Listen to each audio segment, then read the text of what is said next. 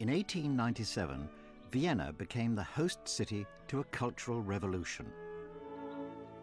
That year, 40 artists broke away from the established artists' house to set up a bold new institution of their own, the Vienna Secession.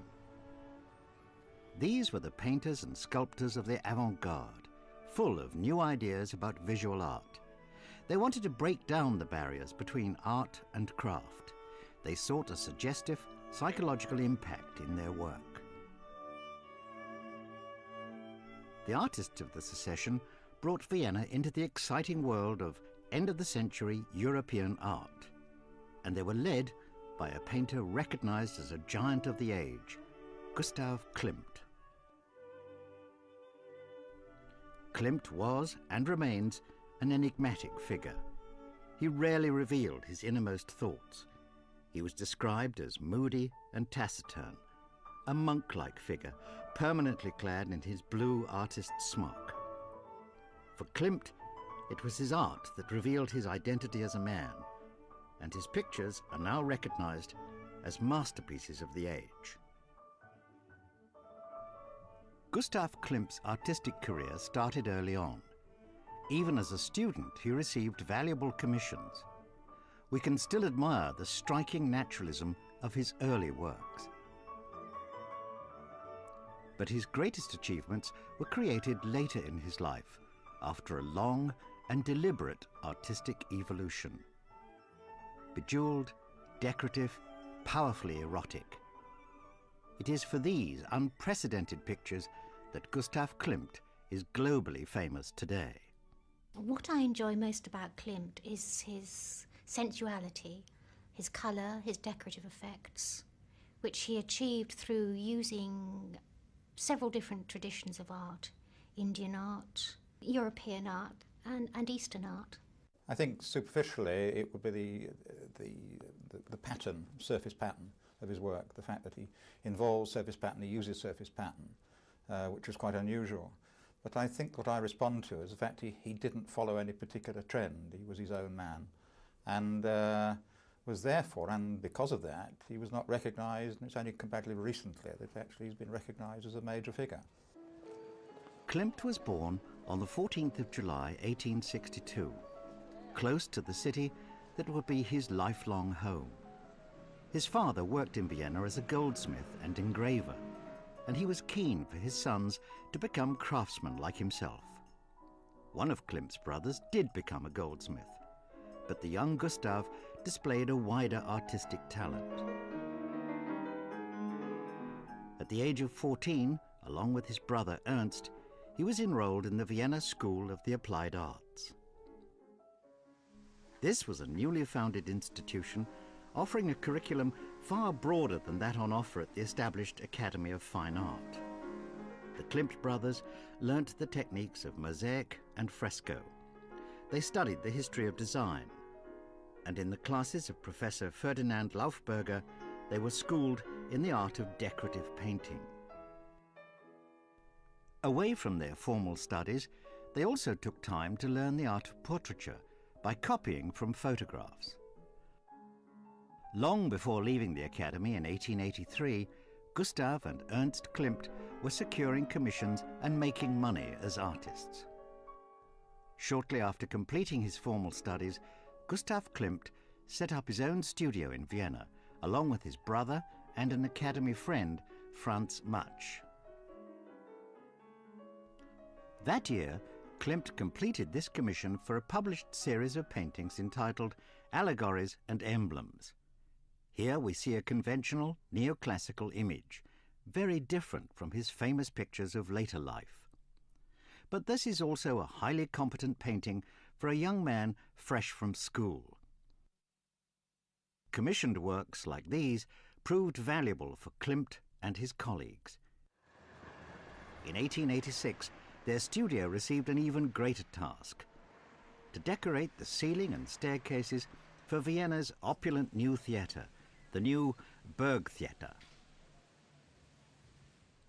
Theatre itself provided the subject matter for the work. Here we see Gustav Klimt's depiction of a performance of Romeo and Juliet in the famous Globe Theatre of Shakespeare's time. The Burgtheater decorations also included this image of the Antique Theatre in Taormina, a work revealing Klimt's interest in classical themes. This fascination with the classical stayed with Klimt throughout his life. He was trained as a classical artist, had to go along to the museums and galleries and copy classical casts, and the most important artist in Vienna in the 80s and 90s, called Makart, used classical subjects. In fact, all the academies in Europe used classical subjects, and Klimt had to come to grips with that if he was going to be successful, which he wanted to be. Klimt's early works also reveal a striking ability to depict the human face. In his Shakespearean decoration at the Burgtheater, Klimt wears a giant ruff alongside his two studio colleagues. By this stage, his years of copying photographs were now proving to be especially valuable. The Burgtheater decorations won his studio a prize from the Austrian Emperor himself. Shortly afterwards, Klimt received a further commission with a theatrical subject. He was asked to paint the audience gathered for a performance at Vienna's Old Burgtheater. The result was a virtual snapshot of Viennese society in the late 1880s. Entitled The Auditorium of the Old Burgtheater, this is a small work executed in opaque colours mixed with water, gum and honey, the medium of gouache. It was a huge undertaking. When news of the commission spread, the leading lights of Viennese society beat a path to the artist's door, desperate to be included in the scene. It's believed that Klimt produced no less than 1,500 preparatory sketches before completing the picture. The painting was rapturously received. In 1890, the very same work earned Gustav Klimt the Emperor's Prize. As a painting, I don't think it's a particularly great achievement at all.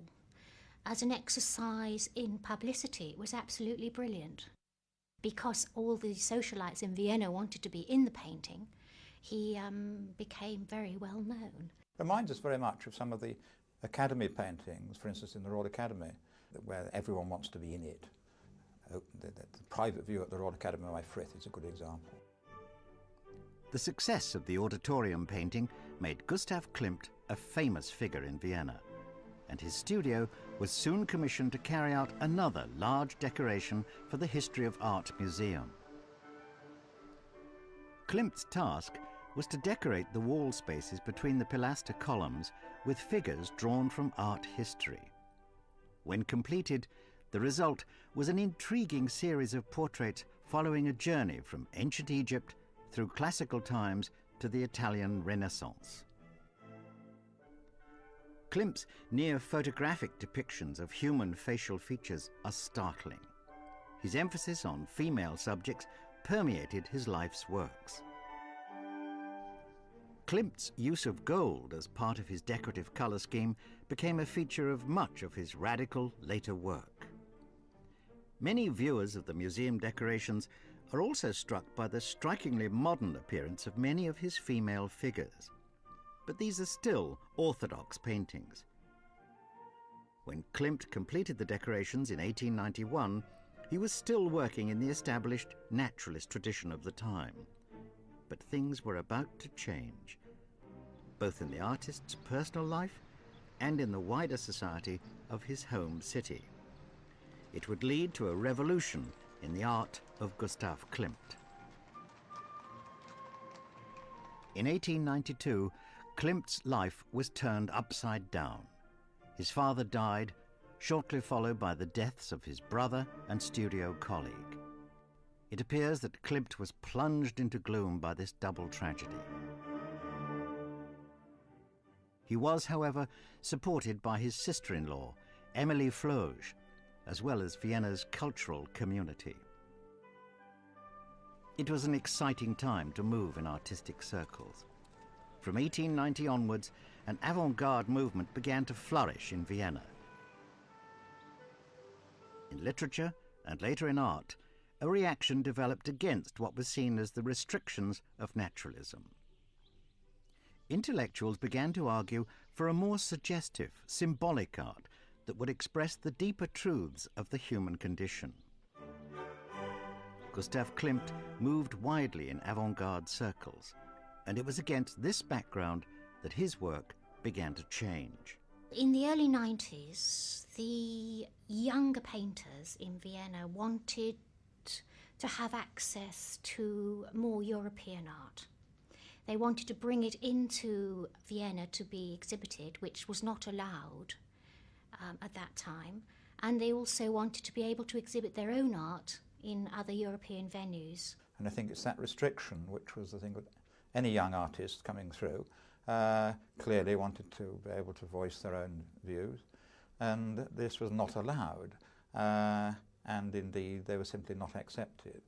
So in that sense, I think that generally, including Klimt, there was a general, as there often is, a revolt against the establishment. In the early years of the 1890s, Gustav Klimt spent more and more time in the Viennese coffee houses, surrounded by avant-garde ideas, which found their way into his work. As early as 1890, Klimt painted a portrait of the pianist Joseph Pembar. The full meaning of the strange classical images in the framing is still debated today.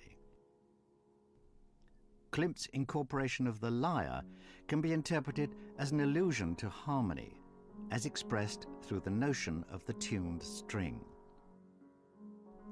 This was an important idea of Greek antiquity, reflecting the artist's enduring fascination with the ancients. And again, the lyre features in his 1895 canvas. Klimt painted music for the first time in 1895, a far cry from his earlier naturalism. There is quite an element of allusion to Greek, archaic, Egyptian. And of course that ties in with his liking for a wide variety of academic art, including, for instance, in this country, Alma Tadema. But at the same time, the composition is going a bit wayward. It's going asymmetrical. It's going around to the edges. And it is including, and this is where we begin to see this surface decoration coming in. Klimt started to move towards the flat, frieze-like composition that characterized much of his greatest work. His use of gold reached new heights. He liked the ornamentation, of course, the decorative effects, and of course his father was a goldsmith, so he'd had some training early on in life in goldsmithing. But gold does seem to have emerged at this stage at Music One as something which we can quite clearly see as he began to develop and work on. And of course, later on, other inspiration came to him from other sources which added to that. By the time this sketch was completed in 1895, Gustav Klimt was moving towards the art of his maturity. The same year, he painted this memorable canvas, a representation of love. The image crackles with passion, with the sensation enhanced by the golden framing device. But it is also an attempt to convey something more than just the joy of love. Positioned above the embrace are bizarre female heads, symbols of the ages of womanhood. The presence of this terrible old hag looking down from the sky is a reminder that passionate love has its darker side. It's his, if you like, fascination, if not obsession, with woman. You can link that, of course, with the whole business of the rise of the science of psychology and the whole business of sexual ethics and that. And we see here what emerges much later on, an ambivalent attitude towards women. Because you have got a painting here, mysterious, dark, ill-defined. Unlike the Music One, which was done at the same time, it actually has quite a lot of symbolism in. The actual focus of the picture is on the two romantic people about to kiss.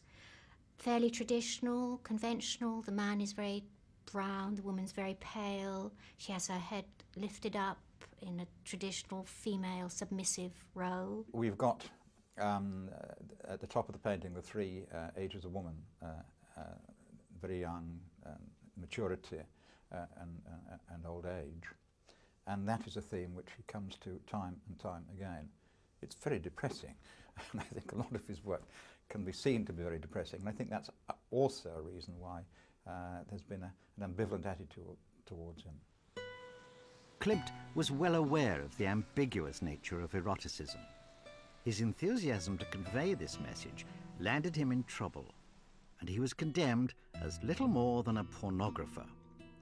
But when this canvas was completed in 1895, Gustav Klimt was still seen by many as the master of neoclassical decorative projects. That reputation secured him a commission to paint the ceiling of the Great Hall of Vienna's university. But the Mammoth Commission sparked the greatest controversy of his career. When the first fruits of his labour were revealed in 1901, the university authorities were outraged by the uncompromising boldness of his work. But they should not have been surprised. By the end of the 19th century, Klimt had become identified with everything radical in Viennese art, the Vienna Secession. In 1891, Klimt had been elected to the Künstlerhaus, the artist's house that dominated the Viennese art scene. This established institution owned the only exhibition hall in Vienna. Painters who wanted their work exposed to any sort of audience found themselves forced to compromise their art to fall in with the academic style of painting favoured by the Künstlerhaus. Creative suffocation was not an unusual phenomenon at the time. It had been seen before elsewhere in Europe.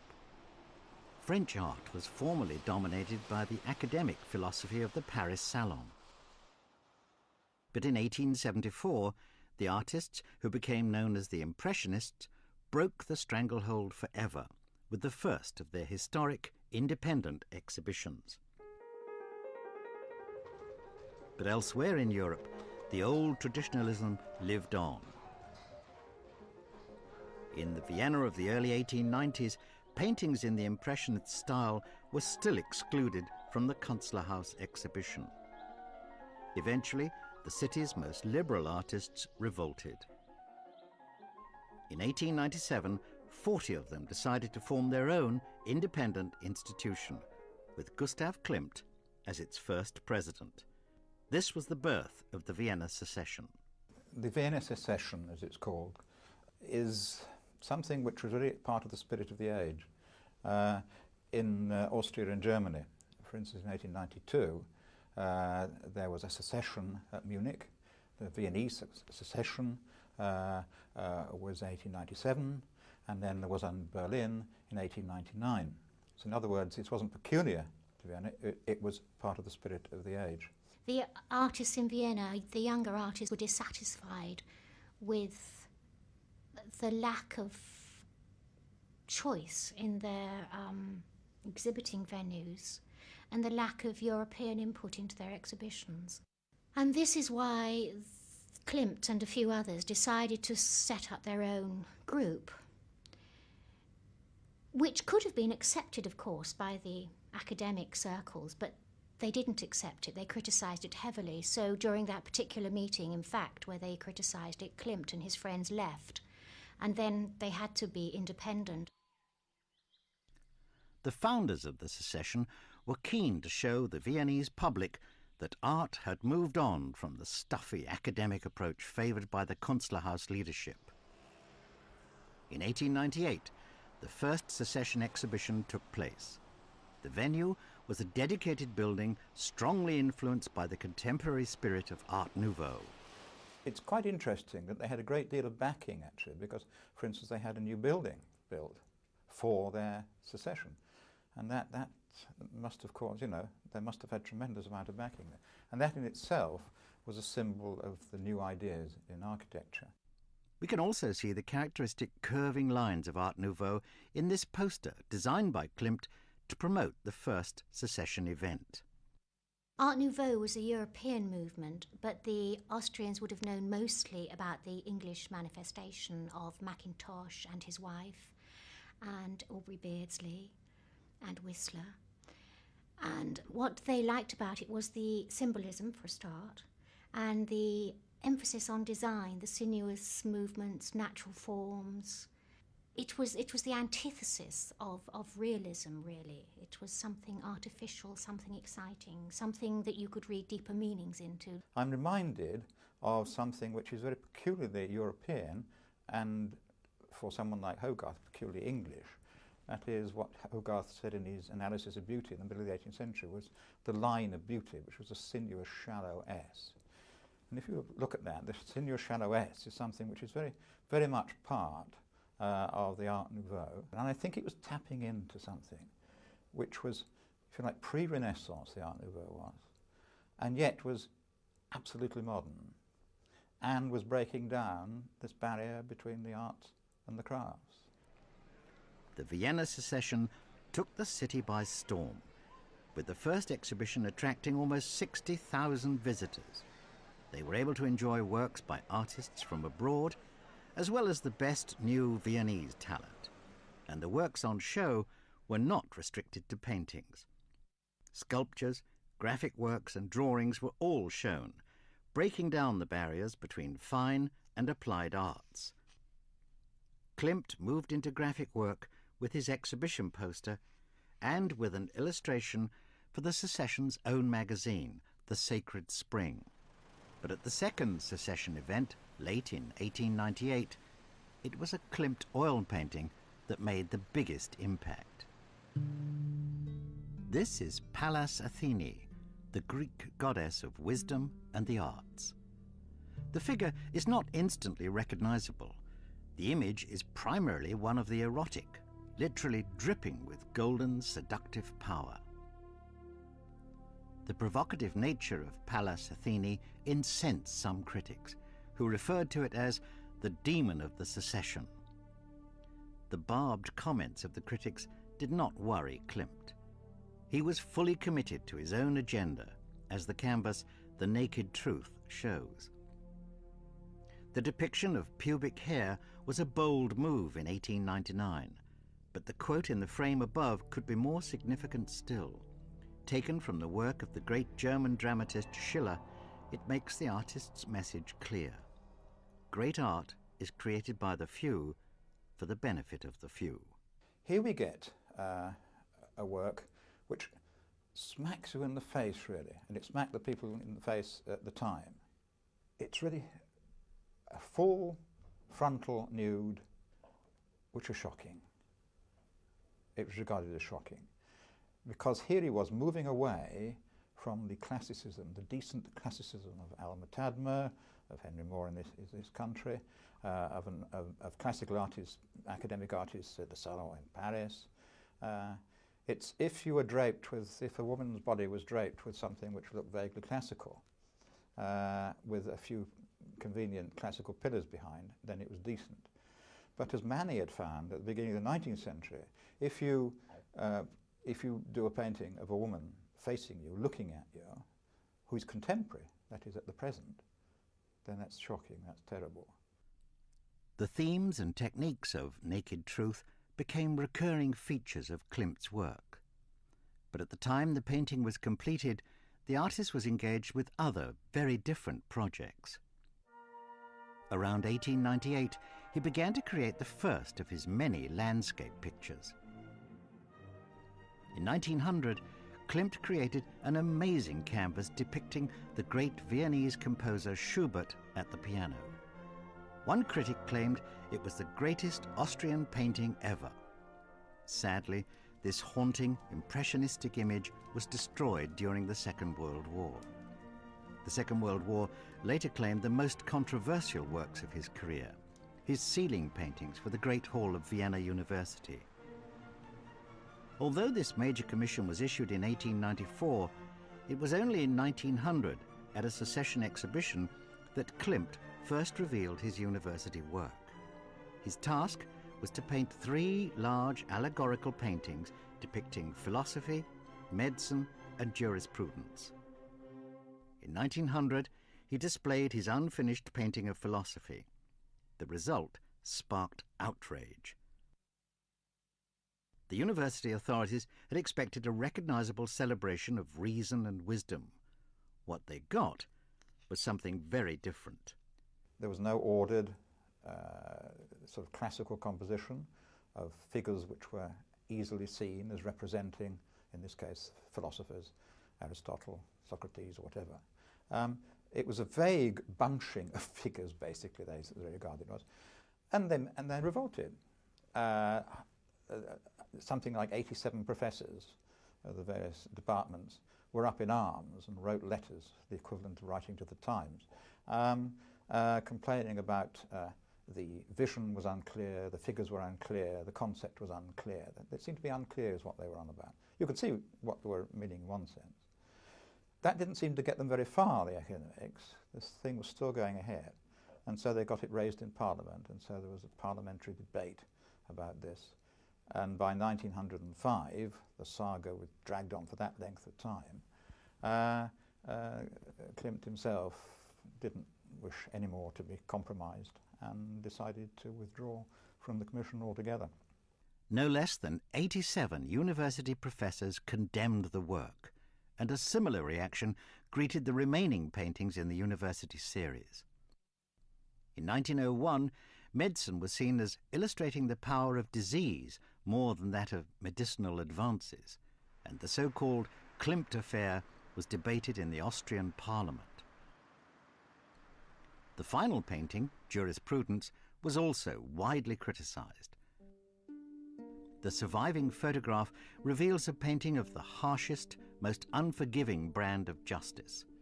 Sadly, the loss of all three of these huge canvases in a 1945 fire means that contemporary audiences will never be able to appreciate the terror of the original work. In the end, Klimt grew tired of the whole university affair and bought back his paintings from the Ministry of Culture.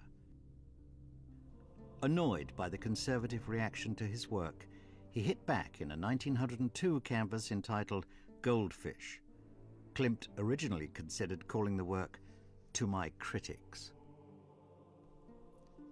The proposed title suggests a mischievous nature, but little is known about the character of Gustav Klimt. His personality is assessed purely on the basis of his art, and the early 20th century saw him put his public controversies behind him whilst he created some of the greatest images of his career.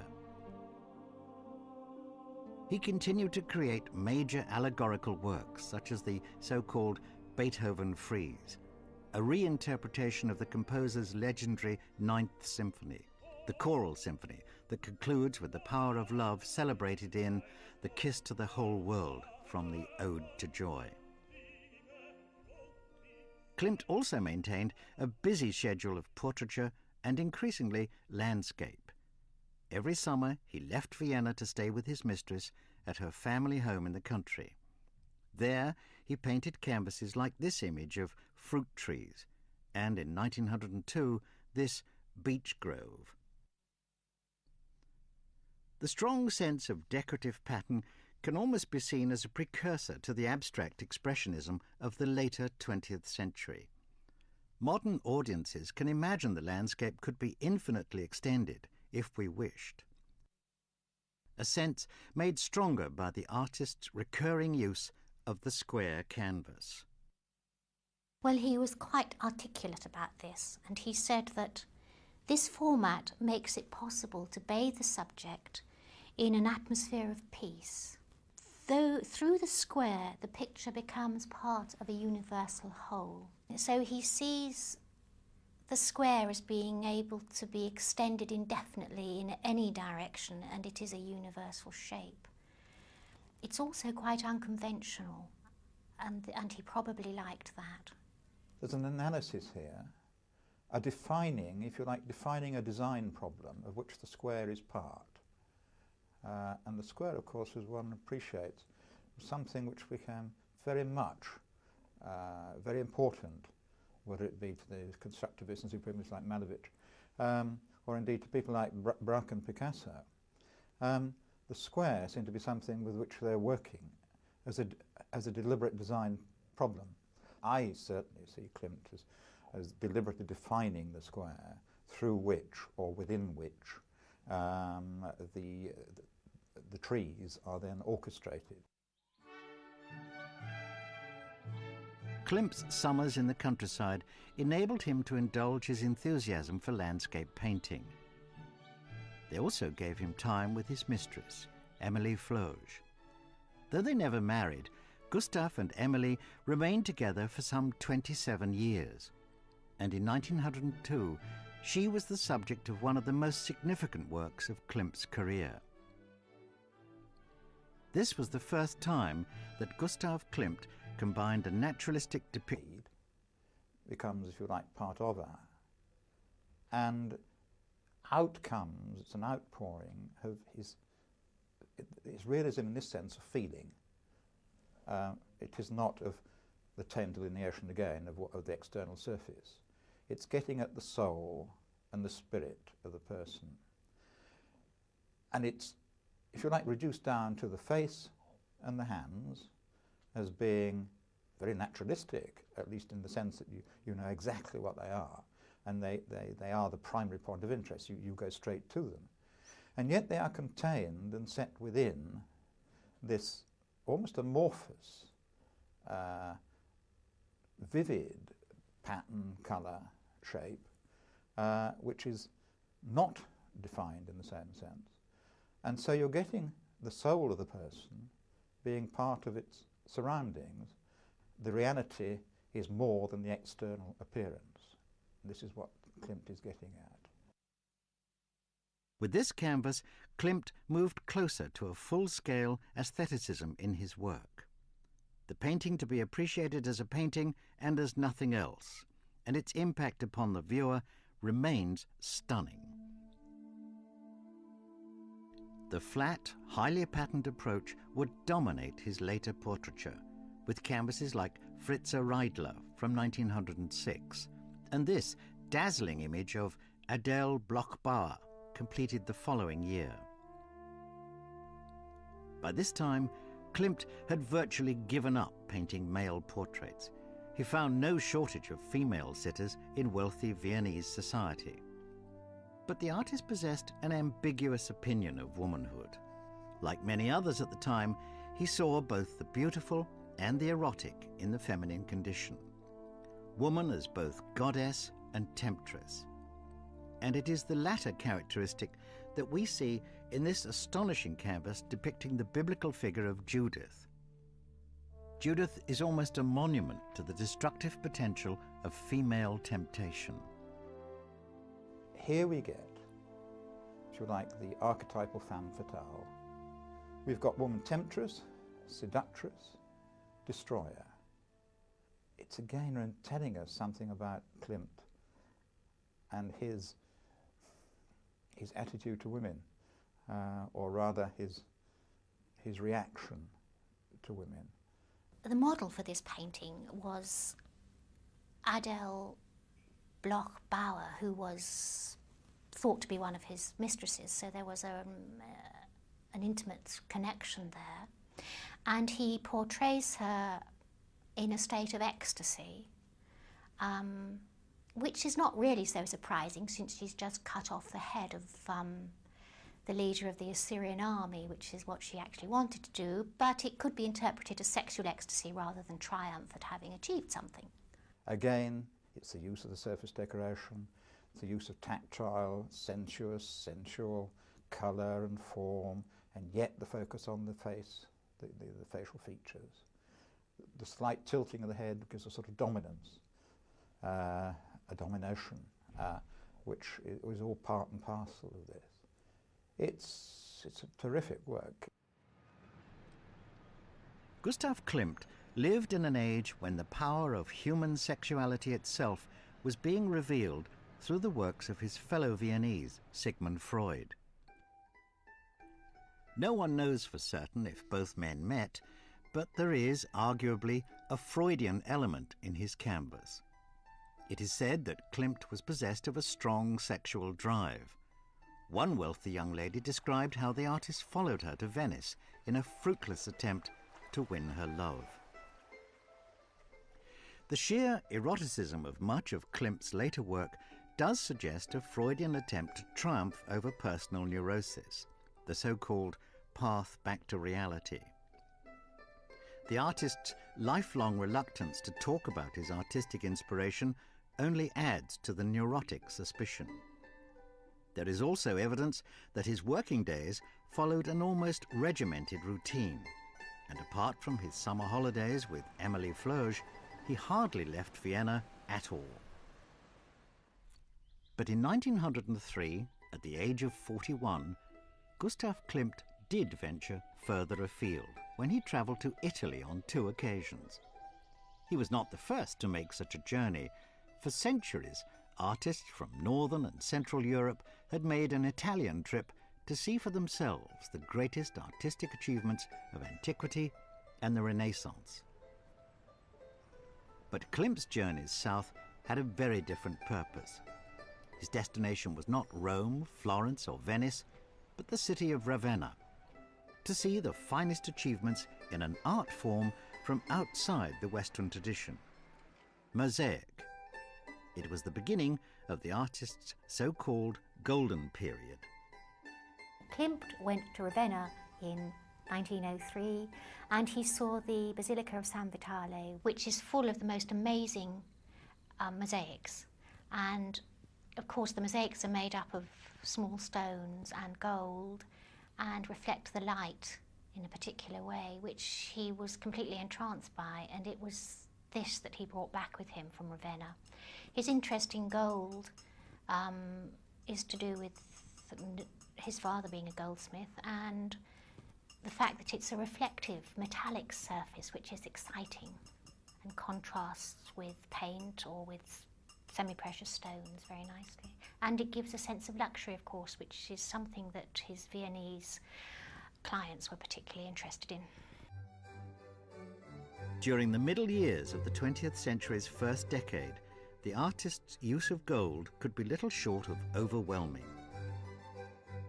Increasingly, a greater degree of abstraction revealed itself in golden period paintings like Water Serpents from 1907.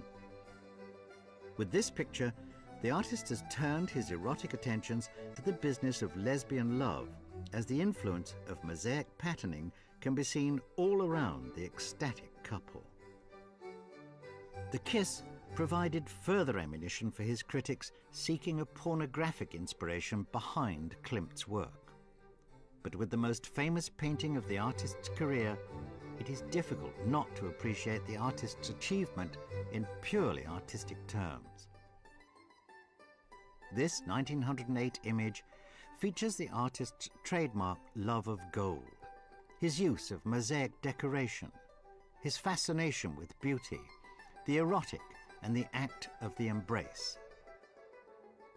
The title is simply The Kiss, and it is, for many, the greatest achievement of Gustav Klimt's career. The Kiss is about that moment when two people become close to each other, physically close, emotionally close, and at the point of a kiss you are not conscious of your surroundings in any defined way. It's something so very personal, and it's this magical use of form, shape, pattern. In some ways it's very traditional, of course, as well, because the man is taller and clasping the woman who is looking up to him. It's very touching as well in the way that they relate to each other. Her hands are very expressive, for example.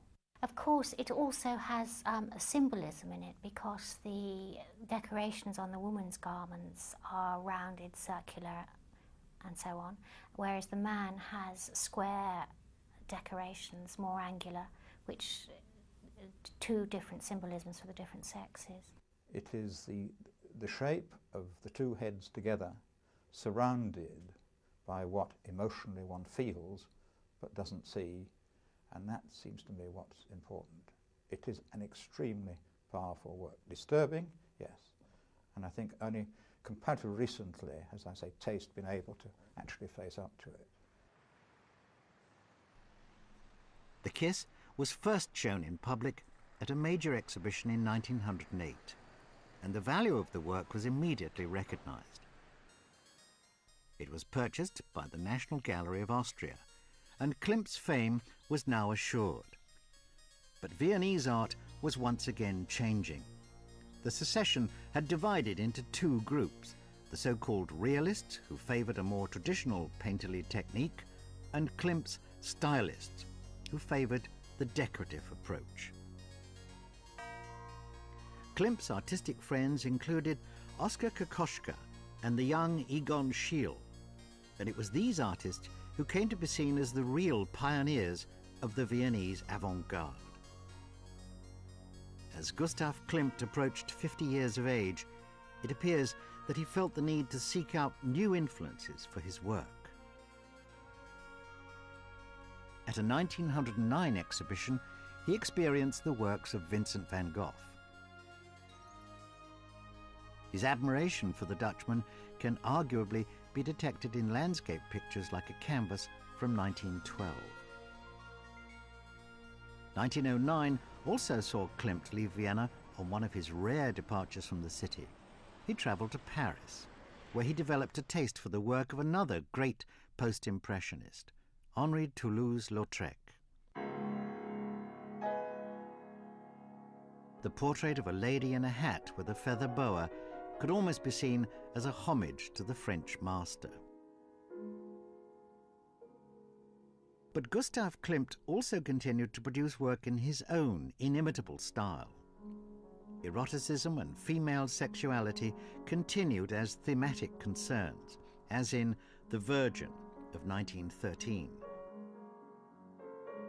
But when the artist was commissioned to paint this portrait of the young Madre Primavera, he proved that his flat, decorative approach could capture the innocence of girlhood as well as the ambiguous spirit of adult woman. But by the early 1910s, it is said that Klimt was a tired-looking man. If so, there was good reason. For many years, he had been engaged in the laborious production of his final masterpiece, and it had been a hugely ambitious project. Only in 1911, after 6 years of labour, was the work complete. This was the Stocklet Palace frieze.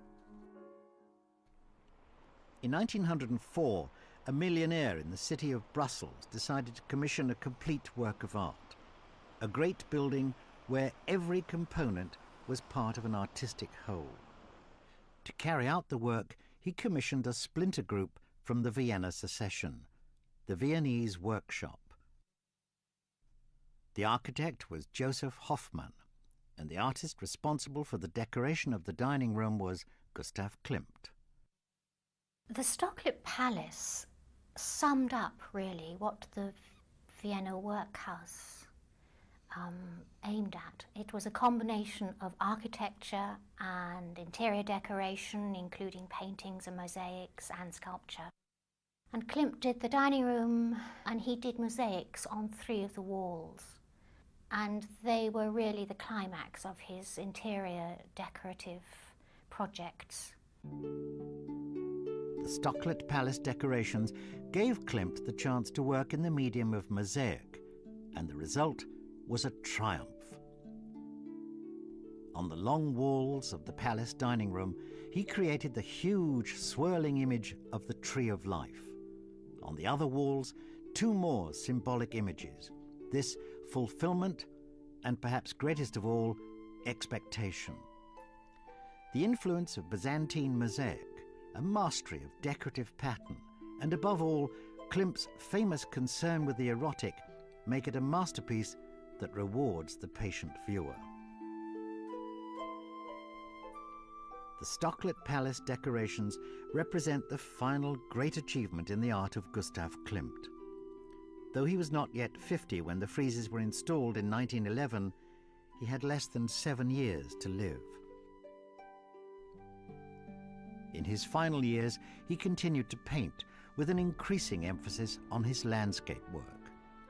But on the 11th of January 1918, Gustav Klimt suffered a catastrophic stroke. 4 weeks later, he was dead. but the majority of his work survives.